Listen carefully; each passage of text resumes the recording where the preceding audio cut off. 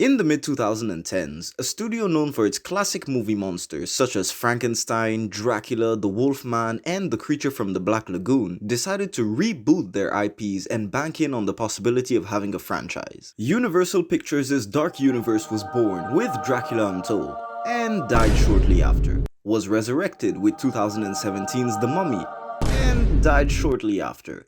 In 2020, however, Leigh Whannell's The Invisible Man crept out of nowhere, surprising audiences with a compelling narrative and well-crafted tension, proving the original stories could still thrive in the right hands. It's time to revisit one of the classics that left its mark in the history books, 1933's The Invisible Man, directed by James Whale and written by R.C. Sheriff, based off H.G. Wells' novel of the same name. After Dr. Jack Griffin turns himself invisible as a result of his secret experiments, he decided to lodge in a small-town pub whilst looking for a cure. That is, until his landlady breaks his peace and quiet, sending him on a rampage. He returns to his colleague Dr. Arthur Kemp in hopes of pursuing his research, but quickly ends up showing him that the invisibility process turned him mad, escalating to acts of murder and thoughts of world domination. The plot is fairly simple, but as most films of that era paved the way for enthralling characters, although it does have some issues. Let's jump right in.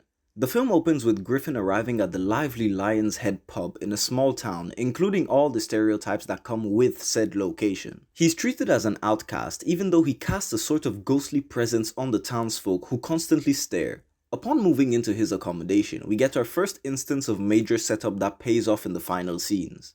It's the coldest winter we've had down here for years.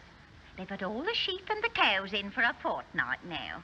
After commencing his meal, Griffin is disturbed by the landlady who rushes to tell the curious townsfolk that he's covered in bandages, which is very weird considering they all saw him walk in looking like this, begging the question, were they only looking at him because he was a stranger? The story shifts to Dr. Cranley, Arthur Kemp, and Flora, the Invisible Man's colleagues and fiancé. While discussing about his disappearance, we get the first instance of the film's exposition problem, which varies from its delivery to its repetitiveness. I'll give more examples as we go along, but here's the first one. There may be letters. He left a heap of burnt papers in his fireplace, that's all. That's where the clues are. He wasn't leaving anything to chance. Instead of having Kemp spout out everything he knows that he repeats in scenes still in the first act, why not only address Griffin's mental state and who he was before the transformation? Because we learn later that the invisibility potion's side effects is madness, unbeknownst to the Invisible Man. Saving all the details of Griffin's experiments for the latter scene in the lab while now informing us on our protagonist, since we never get a full sense of what he was like before. Don't get me wrong, we do get information in this scene about Griffin's past, but becomes clouded by unnecessary exposition. He worked in secret. He kept a lot of stuff locked in a big cupboard in his laboratory. He never opened that cupboard until he'd barred the door and drawn them blinds. He kept a lot of stuff locked in here. I came in one evening when he wasn't expecting me. He was standing here by this cupboard. It was full of instruments. When he saw me, he slammed the door and turned the key. We also find out that Kemp is in love with Flora and she knows. A massive missed opportunity to create conflict as it's never addressed again, either by Flora, Kemp, or Griffin. The reason why it's a major missed opportunity is that it would add more fuel to the madness and anger Griffin later develops towards Kemp. Quite possibly it was left alone for the sole fact that it would give the Invisible Man a concrete reason to kill Arthur, his trustworthy partner for over 5 years, but the writer wanted to keep Griffin's actions fully unjustified to accentuate his insanity. The inciting incident occurs when the Invisible Man slams the door on the landlady's face and assaults her husband after trying to evict him. While the owner tries to throw him out, we get glimpses that Griffin hasn't completely tipped over the edge of sanity. I'm expecting some money, Mr. Hall. I'll pay you directly it comes. I must be left alone. It's vital. It's life and death that I should be left alone. I implore you to let me stay. I beg of you. He's rather pushed by not being able to find a cure, constantly enduring the eyes of others. You've driven me near madness with your peering through the keyholes and gaping through the curtains. He goes from a sort of hurt puppy to raging canine. Police arrives on the scene with locals, while confronting him fully gone off the edge. Griffin shows his full form, scaring off everyone. Another issue with the film is the reaction of bystanders to ludicrous and haunting situations. These are people who have just witnessed an invisible man. He's invisible, that's what's the matter with him. Come on. I will admit, even though people's reactions to information is unrealistic, their actions are always smart regardless of the situation. Oh, and more repeated information. Where is he? He's upstairs in the sitting room. He's in there, in the sitting room. Griffin, who now has newfound confidence and has let the power completely go to his head, attacks the men and harmlessly terrorizes the townsfolk before leaving. After the incident, hysteria settles in through news outlets and the chief inspector is informed. The first act, although full of campiness, still manages to keep a semi-serious undertone and is easily the hardest part to get through. The second act provides not only a complete shift in tone from campy to serious terror, but a perspective change as well. Since Griffin remains mostly invisible till the end, the narrative is seen through the eyes of the secondary characters, mainly Arthur Kemp, enhancing the fear factor of an invisible entity. Griffin is now treated as an obstacle to overcome, a monster to kill. The second act starts with the best sequence of the film. The Invisible Man breaks into Kemp's house, introducing his new form to his colleague. What makes this scene so gripping is the complete role reversal. Kemp, who had been established as selfish, confident and cold, is now in the role Griffin had been presented as, desperate, cowardly and scared. All subsequent scenes together are absolute gold. The dynamic switch remains present till the end of the film, with Kemp only working up the courage to make a phone call once he felt too oppressed by Griffin, mirroring the inciting incident's character work. Enforcing his full dominance over Kemp, consumed by power, Griffin enlists his help to retrieve the notes from the pub where the chief inspector is holding a meeting with all the witnesses. While the chief dismisses all the witnesses as drunken rambles, this angers the Invisible Man, murdering the officer as a message to all. Upon returning home, Kemp is fully treated as Griffin's lapdog, who now feels that he is above all men. You must always be near at hand to wipe off my feet.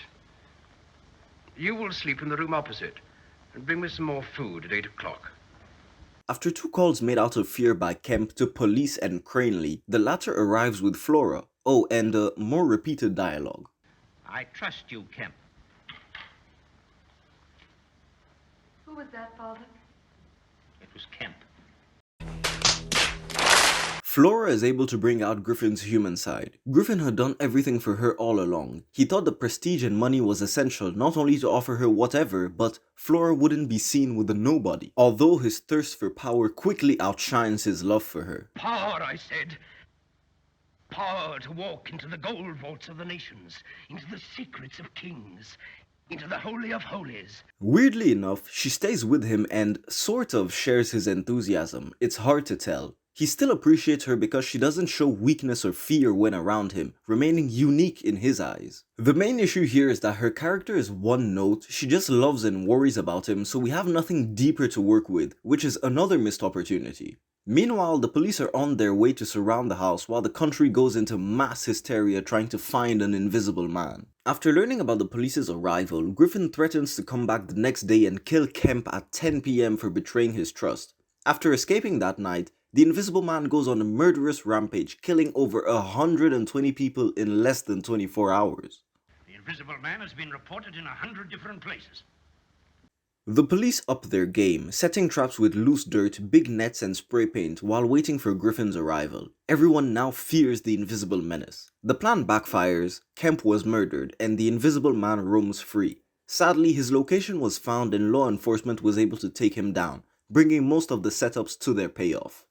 With the monster defeated, the point of view changes back to the Invisible Man's. Flora is able to visit on his deathbed. He asks for forgiveness and passes away, turning back to normal.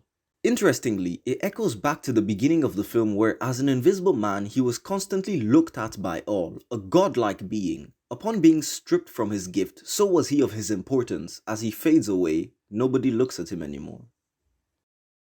On the character side of the film, I won't go too deep as I've already talked about the traits and will elaborate more in the cinematography section. The main noteworthy ones were Arthur Kemp and the Invisible Man himself. The others were just one note and didn't add any real weight to the story except the antagonistic nature of the police force towards Griffin.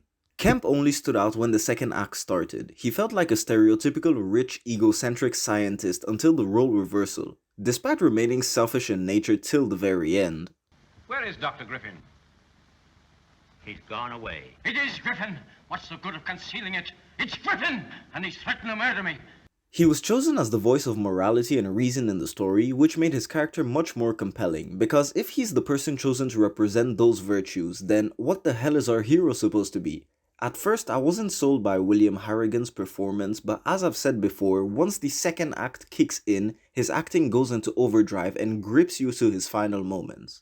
Griffin encapsulates power and the quest for knowledge, how it drives one to madness. Even before the transformation, we get subtle hints that he wasn't someone who took pride in helping others. Your father's a scientist, Flora.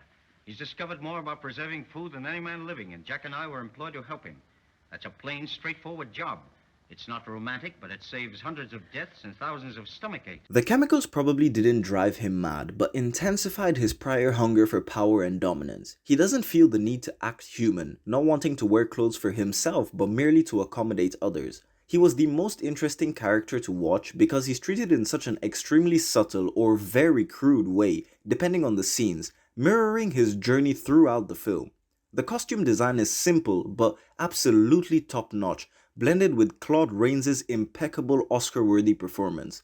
It's no surprise the look is now iconic. The score is basically inexistent throughout the 70-minute runtime, except for its opening credits and 7-minute finale. Music is mainly heard in context of the film, on a piano at the bar, or just before a special broadcast on the radio. Concerning the singular score, nothing memorable can be said. It serves its purpose of letting the audience know the picture is starting or almost done, melting into the pot of familiar sounding scores of the era.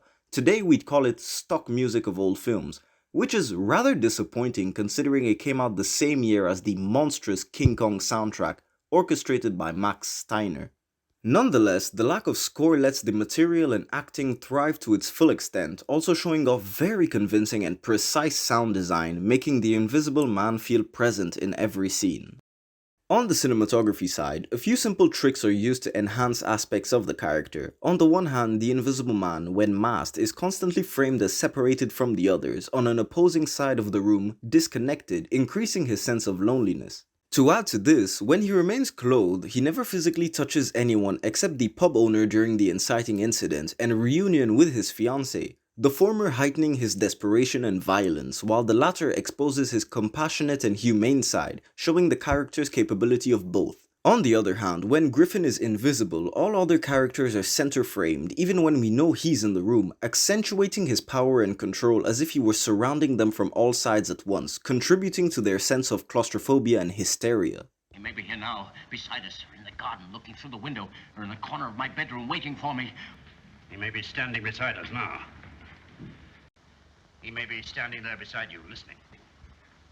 The special effects are absolutely genius, and basically the progenitor of the modern day green screen, with only one shot feeling out of touch and fantastic wire work throughout. Props to all the effects work that went into this, showing us that, like Jurassic Park or Judgment Day, when something is done with care and time, it's still able to contend with today's high budget work. Did I personally enjoy the film? Yes, although it was on a second viewing that I could fully appreciate what it was offering. I'd recommend it to anyone who loves subtle character work but also the visual style of black and white cinema that I know can be off-putting for lots of people. However, it does deserve a watch for Claude Rains' performance alone. In the end, The Invisible Man was an entertaining watch, even though it had its problems, mostly involving exposition and the layout of the first act. The film remains a subtle gem able to manipulate its tone freely, delivering a primal sense of fear through its cinematography, special effects that still hold up today, and a spellbinding lead performance. I now understand why the Invisible Man's concept has lived on in pop culture to this day. It's almost a foolproof blueprint for grounded horror with interesting character work that can be done in a number of different ways. For those of you who don't particularly enjoy and once again staying till the end, I really do hope you enjoyed the video. I have a soft spot for very old films, so when there isn't anything current or interesting to review, I'll try doing more of these. Once again, thank you for watching, and I'll see you all next time.